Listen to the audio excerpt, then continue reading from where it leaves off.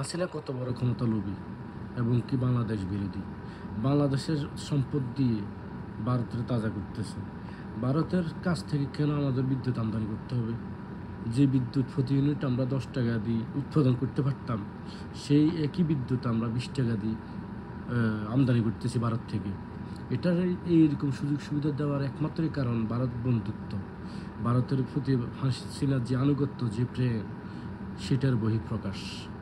আর ভারতের কাছে এই আমাদের দেশের একটা শক্তি বর্গা দেওয়ার মতো।